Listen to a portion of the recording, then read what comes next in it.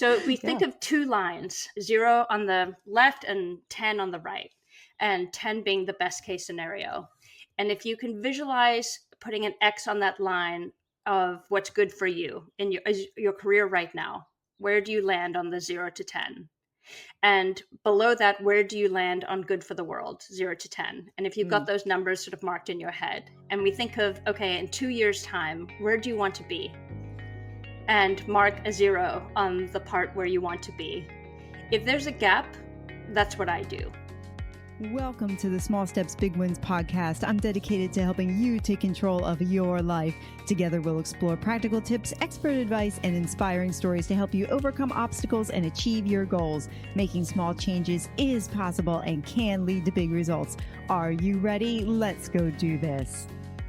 Well, welcome, Small Steps, Big Wins family. I'm excited to have Georgie Enthoven with me today. She's an author, a thought leader, podcaster, and disruptor for good. I love that. We're going to get into that. I want to know what that really means. Georgie, welcome. Welcome. Yeah, thank you so much for having me. I'm very excited to be part of your conversations. Yeah, me too. Me too. You have such a diverse and unique background. Your bio says that you've taken the scenic route for your unconventional career path. I'd love if you take a few minutes, let the world know who you are and what that unconventional path looked like. Yeah. Well, thank you for that. I'm somebody who's lived in a lot of countries, continents, and it was more my adventurous spirit than anything else that got me to all these places. And so my outlook on life is always adventure. And when I think about my career, it's also an adventure. And so when I say I've taken the scenic route, part of it is because I was exploring, and the other part is because I was going after the wrong things. And I was trying to find my home. And so when I graduated from UC Berkeley way back when, I really wanted to do good things in the world. And I had studied at the time, I had a major called Third World Development, which would now be called Emerging Markets. And I really thought maybe I'll go work for the World Bank or do something along those lines. And I was living in San Francisco, and I found the only sort of entry level jobs to be handing out flyers for Greenpeace and for Nature Conservancy. And I felt like, although I really believed in those organizations, I felt that I'd be underutilized and my ambition was greater than the Mm. role or where I could see those roles going. And so, although I tried, I ended up getting gobbled up in the tech world and quite quickly sort of lent into the ambition side of what I wanted to do and started moving up and getting promoted. And I was in marketing and then business development and starting with software, ending on websites. And it felt very cutting edge. And I was really invigorated with the work. But I ended up trying to fit in the soul part Mm. on the side. And I noticed like I started teaching in a school in East Palo Alto in a low income school. And I did that weekly. And then I started helping wire schools with tech at the time to get internet access and then help young people with business plans. And I was trying to fit this all on the side. And that sort of was a map of like how my career started. So I was in a job that was good for me. I was earning great income, but I really lacked a connection to something bigger Mhm. and tried to fit it in on the side. And then I sort of zigzagged, and when I was, after I'd had children, I was living in Mexico City with my husband, and I went completely to the other side, which is doing amazing work for the world, but it was not, I didn't get paid very Mhm. well. And I also was dedicating a lot of time, and it's very emotionally exhausting doing some of that work. It sort of really hits at your heart. And so I thought I can do this, but I just can't last a long time. And so I ended up back and forth in these different roles, either good for me or good for the world. And eventually I started to see people who seemed to combine both. And that really lit me up of like, that is amazing. And I want to know about those people and what they do. And so that is really the scenic route, the top line of the journey that I was on.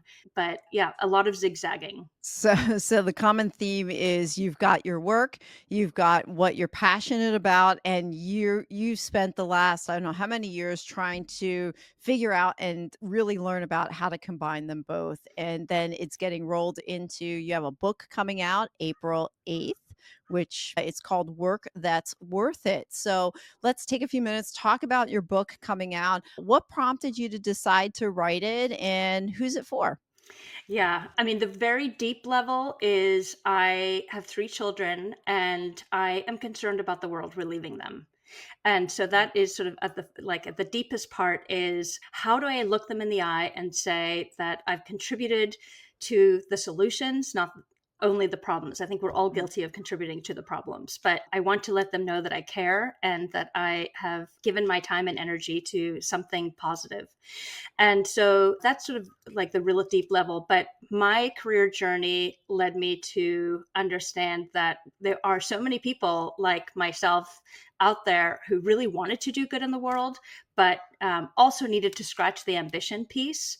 And I learned that the average career is 90,000 hours from a Harvard Business Review article. mm. And I just thought, and at the same time, I had also seen a cartoon about two women drinking some water on the sofa together, and they were looking at the weather in the background with tornadoes, floods. And the dialogue between them is, I don't think giving up straws is going to be enough. And I just thought, you know what? 90,000 hours is such an incredible amount of time. That's such a Yeah. powerful energy to put out into the world. And what if we use those hours to really contribute to something positively and think about our career in that way versus, think about I'm in marketing and I want the next promotion in marketing. What if we really were chasing a contribution? Okay. So you help people to actually bridge that gap. Yeah, well, So, yeah. actually, yeah. I mean, the interesting thing is on my research journey, what I realized is you can't ask ambitious people just to do good. They have to Mm, actually meet their own needs too. They've got bills to pay, they've got dreams, they right. want to go on vacation. So I became particularly curious where you can build a career that meets your needs and contributes positively to the world. And so what I do, like, is it okay if I do a Yeah. visual exercise? Yeah, Um, sure. okay. So if we think Yeah. of two lines, 0 on the left and 10 on the right, and 10 being the best case scenario. And if you can visualize putting an X on that line of what's good for you in your career right now, where do you land on the 0 to 10? And below that, where do you land on good for the world, 0 to 10? And if you've got Mm, those numbers sort of marked in your head, and we think of, okay, in 2 years' time, where do you want to be? And mark a 0 on the part where you want to be.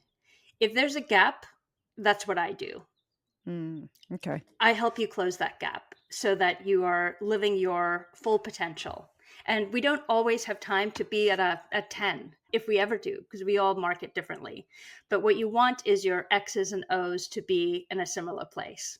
Okay. All right. You mentioned a couple times doing good for the world. How do you define that? Because it's easy to define the career, right? But how do you define Good looking for the at like world. Yeah. determining whether something's good for the world? What I does love I love that you asked that question because that was one of the first roadblocks I faced when writing the book. And I thought, oh gosh, I do not want to be the police of what's good. And I do have a coaching background. And so I think what became really apparent to me is that's our individual job. We are each responsible to figure out what good for the world means for us and our Mm, capacity. I don't get to tell you what's good for the world. You will know in your body and it'll give you energy. So I think when it comes to good for the world, I mean, some basics are what are the problems you're solving? And are those problems worth your time? it's a good question to ask. Yeah, What problem am I solving? When you hear that good for the world, you think of something grandiose and really, really big. But I'm imagining it could be just within your own community or just 100%. within your own family, Yeah. not necessarily having something that has a global impact. Yeah, 100%. For some people, it's local, and yeah, you're right, even in your family. And for other people, I mean, one of the people I interview in the book is a company called Verta, and they're trying to reverse diabetes and Mm, obesity in 1 billion people. So wow. that's a big stage. But Yeah. there are other people who are working on something like it could be a restaurant giving fair wage to their employees. So it's whatever is works for you and is an area where you can contribute and feel Mhm. aligned and happy with that contribution. Almost like igniting your soul and then what you can do to give back to somebody in that. in that capacity. I love it. Yeah, I Yeah. like that you say that because sometimes I get questions of people saying, I just can't imagine doing that, or I think I've got bills to pay, debt to pay off, or whatever it Yeah. is. And I believe there are enough people who really need their soul connected to what they're doing and how they're showing up every day. I don't Mhm. think everybody's like that, but I do think there's a large pool of people who are, and I was like that, and I needed it. And so our the world of work that we have designed is not designed to be connected. It's designed maybe even more robotic, but in the Yeah. world that we're entering into with AI, and I think we really need to lean back onto what makes us human. And Mm. caring about what we do is a huge part of what drives our motivation to show up Mhm. every day. Yeah. Can you share a pivotal moment, like, when you realized that what you're doing isn't in alignment with doing good and how you kinda made that shift? What was your path? Yeah, I mean, I did share a bit of my story working in tech, and I think for me the clear sign was noticing that I'm trying to fit so much in on the side, and so Mm. that was like obviously I was not satisfied on the good for the world piece of the equation, but I just had a wonderful conversation with a South African who was a very successful CEO of private corporations, global corporations, and he really felt very confident in his career and what he had achieved. And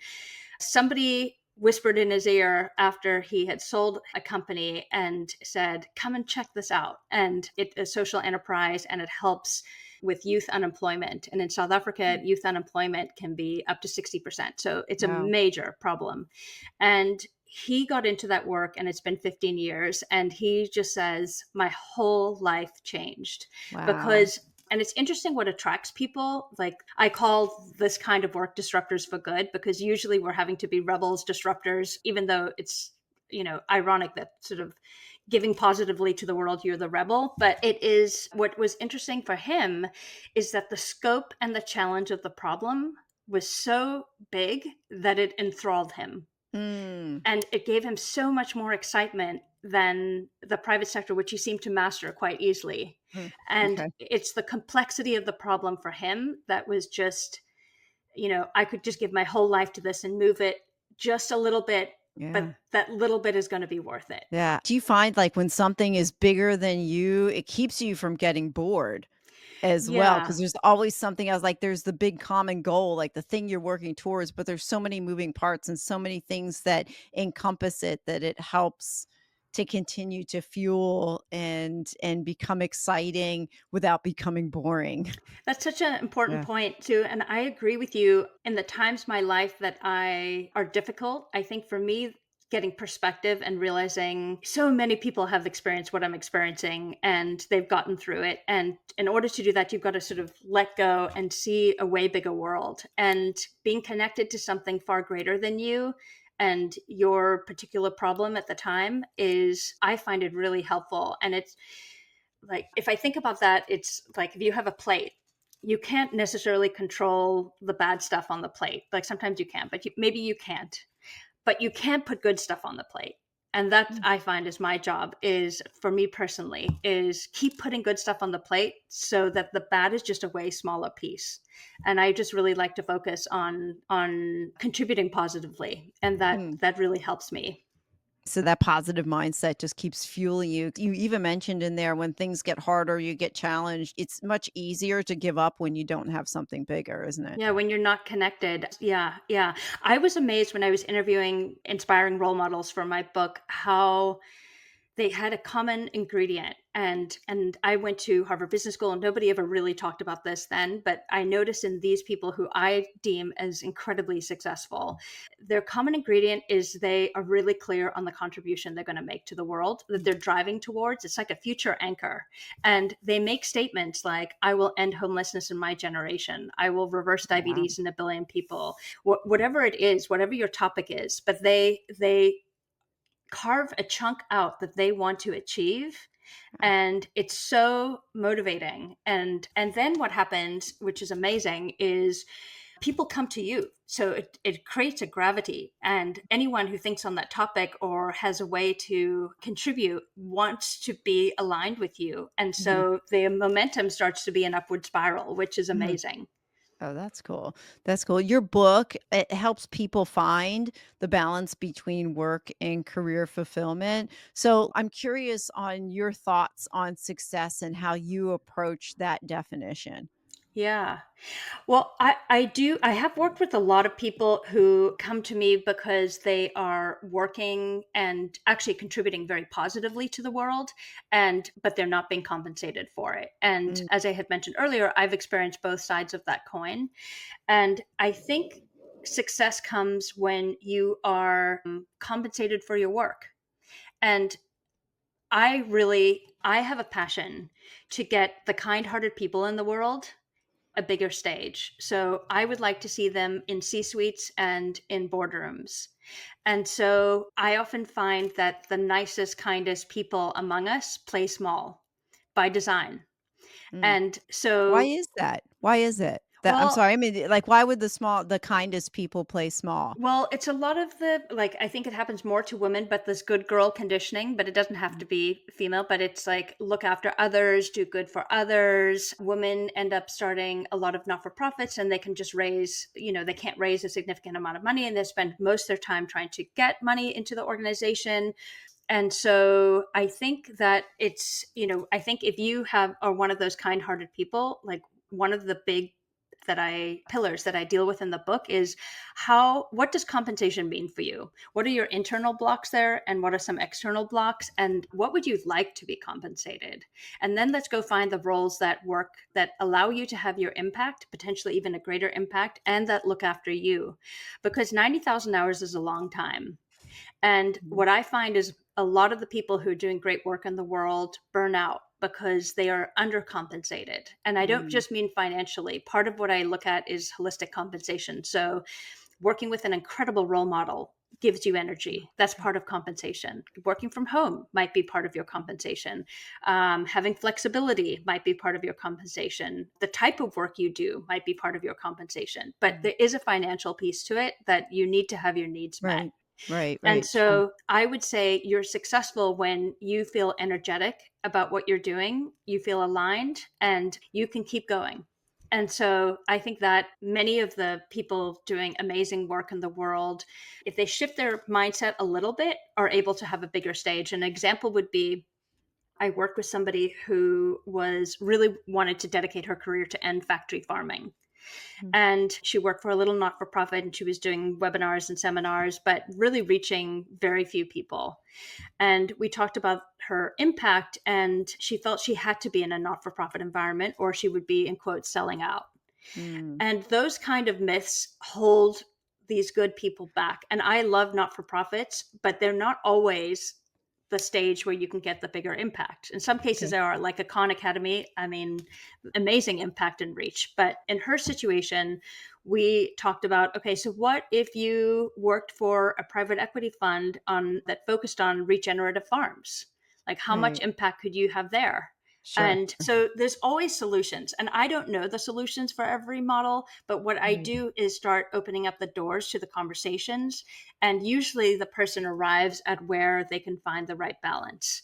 And I just say it's not a one size fits all. Like I've also worked with teachers, and some teachers will say, I'm definitely undercompensated for what I do. I think the majority, that's why Yeah. we have such a gap. Yeah, yeah. I used to be a teacher, Oh, oh my so, gosh. uh, Thank you for I your work. oh, thank you. They're overworked and undercompensated a lot, and they have a very diverse skill set that is highly transferred out into the business world. They just don't see the connection. Yeah. And that's I struggle with that too, sometimes going from where I was to where I am now. It's like, "Oh, wait, I have all these marketable qualities." But, you talked about compensation, limiting beliefs, and roadblocks. What would be something that somebody be saying to themselves that would be considered a roadblock to To getting fair more compensation. compensation, yeah. Well, you've been in the coaching world, right? Like, yeah. So many coaches feel like if I'm helping somebody, I can't charge for it. They need the help. I Mm, owe it to mhm, them to help them, and so I can't raise my prices. That would be an example. So I do think that if you are, I mean, I'm not talking about being greedy. right, I'm right. talking about figuring out what feels energetically right for you. What will keep you having energy to keep going. If you are, let's say, in this coaching role and you are very drained from the conversations that you're having, my bet is that you're undercompensated for the work. You're not Mm-hmm. feeling aligned with the work and you're undercompensated for the work. And so I think it's helpful for everybody if you do feel energetic. And so it's not even the right relationship if you are Mm-hmm. feeling that you are carrying the burden of the conversation. Mhm, mhm. Yeah, interesting, interesting. Why is it important to combine impact and the income in one's career? Well, so part of my coaching background is I don't know what's best for you. You know what's best for you. So I will say that I don't think there's a one size fits all formulas where you have to do this. And you may find my original model with working in for profit corporate world and volunteering on the side perfectly sufficient. Or lots of people will say, I make tons of money and I donate 10% every year to causes I believe in. And that is more than I would work in somewhere else. And so I'm not here to judge your model. I think it's up to you to figure out what works for you. But what I do find is we've talked about what I call the unrewarded do gooder of somebody who is overcompensating for the world, but undercompensating for themselves. Um, there's also the uninspired achiever.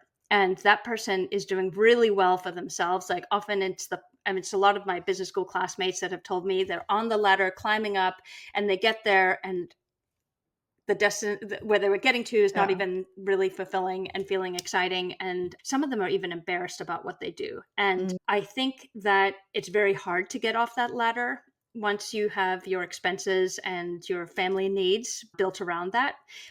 And so some of them feel trapped, but that is like another place where you can end up. And what I like to see is where you can combine both, because then I think you have this energy to be what I call the disruptor for good, where you're being compensated fairly for your work and you're doing amazing things in the world. And honestly, like what was exciting about writing this book is, and this is the case for me, is those I think are the most exciting jobs. I think that's where like the life and energy is. And mhm. so it's not a compromise to have to do that work. It's actually where the gold is. Okay. So if somebody's listening and they're going, "Well, my job isn't very exciting." What questions can they ask themselves to kind of flip the script or at least start that process to find out where they can be disruptors for good in the world? Yeah.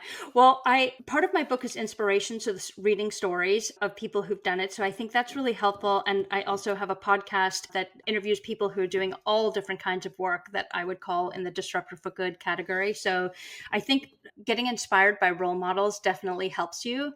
And then the other piece that I do in the book is I have a lot of exercises that help people Mm, I open doors and ask questions, and that may spark what is the next step for you. But I would say a lot of people aren't really clear on their capabilities. And so those are your advantages. And mm, so I spent definitely the first 10 years of my career trying to level up weaknesses and not lean into where I had advantages. mm, And I would say if I could go back, I would really focus on where my capabilities are and understanding that so mhm, that I could use those to really excel. mhm, And so I think that is one piece that people can do in any kind of strength test. I'm not like a cut and dry, you have to take the strength test. I think you can also mhm. ask friends and family, Yeah. what sets me apart.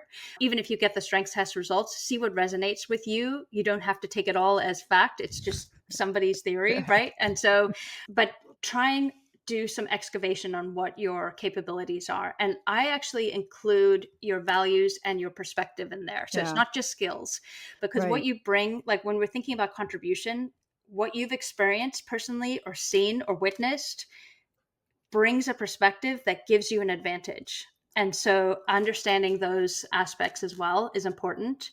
And then I think very little work is ever done on what is the contribution you want to make to the world. And Mm, I have some exercises that I do, but big picture is you can look at what are the real problems we need solving. You're never going to regret contributing to one of those big issues.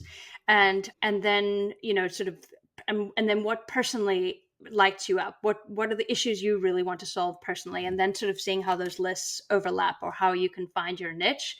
And mhm, for especially even young people or someone starting doing this work is even having one word, let's say it's women, refugees, wildfires, whatever it is, like you can have one word that you really want to build into your career and you start looking for opportunities to do that. And that doesn't always mean leaving your job. Let's say Mm, it's women. If you're in okay. a particular job, how can you support more women in the roles that you're doing and the products you're selling and whatever it is? But it's like all jobs are climate jobs, all jobs are jobs to support Mm, people.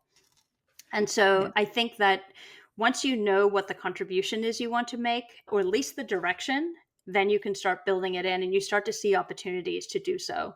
Mm. Um, but It's the like, ideal is you get to the point where you can actually make this declaration and say, this is what I'm going to go do and bite off. But I think it takes a while to get there. yeah, talk about the fear factor in there because when you start talking about changing your job or changing what you're doing or running after your passion, that hesitation, maybe not even fear for some people, it might be just sheer hesitation come in there and say, I'm not sure I want to do that yet. Or there's that limiting belief that'll come back and say, "Well, I can't, I don't think I can do that, but this is where my passion lies." What do you find when you've worked with people and Yeah. people you've interviewed? What would you What's say? such a great question and just such a human experience, I think. I mean, Mm, even at, like, I experience that all the time. My coach has told me something that I have really loved, which is it imposter syndrome or pioneer syndrome? And I think that most my situations are pioneer syndrome. I'm doing something new and I don't know how to do it. And that feels scary. And I don't necessarily have an example always of somebody mm, who's done what I'm doing. And so that feels that I mean, I started off telling you I'm an adventurer. I'm going down the path less traveled. And there yeah, are aspects that are like I can look to other authors, I can look to other coaches, I can gain experience and have role models that way. But my thought leadership is on my own path. And okay. so I think that is a piece. And then the other part that I've actually really loved about jumping into the work that I'm doing is, and it seems so timely and relevant now, is we all need to learn to be a beginner. And I think that if I you are like that. not willing to be a beginner, work is going to get very difficult for you. And I will give an example. I interviewed somebody recently who had a conversation with a young Gen Zer. And she is an immigrant from Brazil, and she is working at a larger financial institution in Canada. And she did a management training program for them for a few years, and now she is heading up their sustainability area. And that's what she really wants to do. She's building that department. She's Mhm, 25. There aren't people at the company who know how to do it. And there aren't a lot of people in the pipeline ahead of her that have a lot more experience. And mm, so she's a beginner, but you may have to be a beginner at 50, at 60. And I think your willingness to be a beginner is just going to become so much more important as we, deal with technology, which is yeah, changing everything. And yeah. so I think like jump in. It's pioneer syndrome. Don't worry about it. And I've never heard of that before. Pioneer syndrome. Imposter syndrome, yes, is and it's who you ask actually depends on the definition that you get for imposter syndrome, but pioneer syndrome is just that if I heard you correctly, it's just that going out into the unknown and don't thinking that you can go ahead and do that. That well, it's also is being that afraid. You talked about be afraid. fear. Yeah, It's let's being talk about yeah. yeah, I think it's about being afraid of something you don't know how to do. How do And you overcome that then? How did you overcome that? yeah. Okay, I will tell you, for me, writing the book, the biggest fear I have is putting it out there. And I think that's quite common for authors of how am I going to do that, like, emotionally? And I think that the way that I deal with that is actually taking a bite out of Rick Rubin's book, The Creative Act. And what he says is, I don't have any control over how my book will land with other people. Mhm. That is not my job. And the more I focus on that as an artist or an author or whatever it is, any creative act, the more diluted my contribution will be. And so I've really tried to let go how it lands and Mm, honor the download I got and the spirit of it and get that onto paper in the best way I can in the moment of time that I'm living. And so I think that is my only job. And when I focus on that, I feel quite at peace.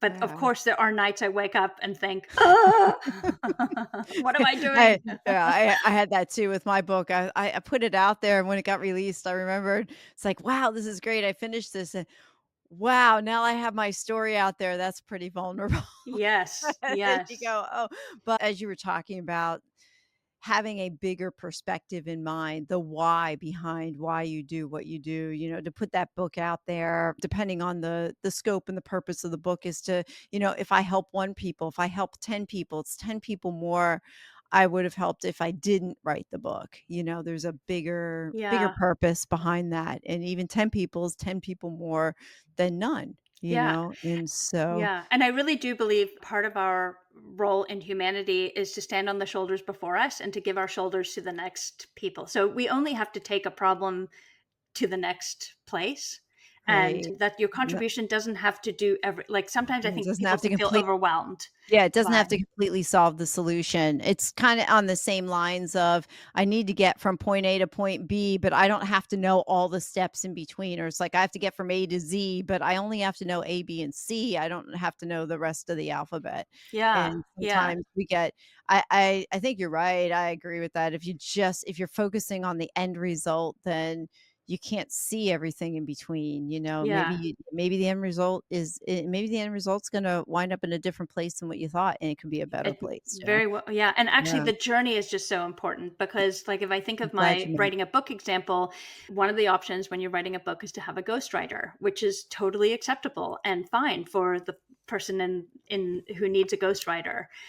I had to learn to write, but I really wanted the journey. That is who I am. I want the grit of it. I want to learn it. I want to experience it. And I got so much out of it that it wouldn't have been the same for me if I had had somebody else write it. It would have been a lot easier. I can tell you, there's no other industry I know where you throw out 90% of your work. Yeah, I can relate. I can relate to that. But it's so rewarding. Mhm. Yeah, it is, it's the process along the way. I found the same thing, in writing mine. You have in your book, The Disruptor for Good framework, and you briefly touched on it. I just wanna circle back around and bring out the 4 traits that were there. You had the unrewarded do-gooders, which usually end in burnout. You have the well-rounded disruptor. That's a person who's empowered, and this is kind of where we'd want to be. The uninspired achievers that work places, that work, but then they regret, what they do is underlined by regret. And then you have the replaceable employees, which often lead to resentment. You mentioned about the well rewarded disruptor. What are some of the challenges that you found for those who are already disruptors for good? Yeah. Well, first of all, I just say I think most people that I talk to, you would self identify where you're Mhm. at. And the other aspect is I think most of us have touched on various All of them. aspects where of that, so it's not it's not, you don't get there and you're done. It's a moving target all the time because how you're what you want to contribute to may change or expand, and how you want to be compensated for your work may change, and the dynamics change as well. So but what something that I have found being interesting is in the research that I did, I have a chapter on challenge. And what I have experienced is so many people say, very ambitious people will say, I wish I had known that I could do it and had the confidence earlier on Mm. because I think I could have done so much more. I've reached all my goals and I only wish I reached higher. And I think that can feel, we talked about imposter syndrome. So there's times where that's not the case to expand and to think big. But here's what I found is in the research that I did is the people who are having an enormous positive impact on the world and being able to find a way for it to work for them personally, they are working the same amount of time as they would on a way smaller scale. Mm. 'Kay. So, for instance, like if we go back to the diabetes example, like for them to reach a billion people takes the same amount of time from the CEO as having a clinic that could reach 1,000 people. And so, when you're thinking about the contribution you can make in this challenge chapter, I help you think, what if you expanded it and added 3 zeros to the end of your your number, or even a million, like what, Yeah. a billion, like what changes? Is there a way for you to continue to deliver the same contribution and care, but to allow it to help more Yeah. people? And like Khan Academy is another great example. They deliberately set up as a not-for-profit model so that they could have earn the trust of Mhm. educators, and they have such an extensive reach on all parts of the world, all different incomes. And so it's been such an incredible way for them to get the reach and the impact that they have gone after. But again, it could be a small tutoring agency, but the team would be working the same regardless. And so when we do have these amazing people who are disruptors, who are willing to look to see what they can contribute to the world, how do we get them to think even bigger if that doesn't dilute what they're contributing? Okay. Yeah, that makes sense. Yeah. What's one thing that you thought would be hard about helping people change their careers but wasn't? And then flip it. What's one thing you thought would be easy and then wound up being more challenging? Can I start with the challenging first? Sure, Yeah. sure. So I think what people say they want to do and what people do is sometimes different. And a lot of the work I do is with younger professionals that are starting out in their career, because they've got the full 90,000 hours ahead of them. And Mhm, also because it's a generation who is adamant about aligning values with what they do for work. And mhm, so what I have found is, especially in those early years, but it could be anybody, is we could do all the work and they could have it really clear what they want to focus on and what they care about in the world based on their perspective and how they could do that. And then a pharmaceutical company comes and offers them a sales position, and they've been mm, looking for a job for a few months. mhm. They don't have the confidence yet to say no to that job. And I actually believe they Gotcha. need that first job to build their confidence, because, at first I thought, come on, let's just get them straight out of college. And what I have found to be challenging is when you go from learning to earning, you really do lack confidence and there is no rubric. So you don't know if you're going to do well in the world. But that first job, within 2 years, you have a pretty good idea. You know what? I've got this. I can do this. And so now how do I want to direct it? And so Mm, the challenge okay. for me was just the timing. And then is the second piece something that was easier? Yeah. Well, Um, well, I think the most exciting piece for me is how invigorated these disruptors for good are. Like all the conversations I have, these are happy people. They're very fulfilled. They're proud of their work. They can like tell their kids with all their heart, like, I'm so excited that I'm solving this yeah. problem, that this is what I'm doing. And so I'm not, I think it would be so much harder to try convince somebody to turn the dimmer down on their life. Mhm. It's actually, you're turning it up. Okay. What would your advice be to somebody who's later in life, realizing they're not a disruptor for good and looking to become a disruptor for good? Because you talked about somebody in their 20s and they've got that 90,000 hours ahead of them. Somebody who's in their 40s or 50s or even 60s, they're saying, wow, I'm feeling, listening to you, and they're going, I'm feeling this burn inside of me that I want to be disruptor for good. What would your advice Yeah. be to them? I mean, I think it's gonna give you so much energy and excitement and purpose, and I think as we get older, that is a life fuel. So, I Mm, would say jump in. The same exercises I have for somebody younger are all relevant as well, plus all your lived experiences that you may be right. able to channel. I have not met a young person who doesn't have something they care about already, and I can tell you that the old people have something they care about too.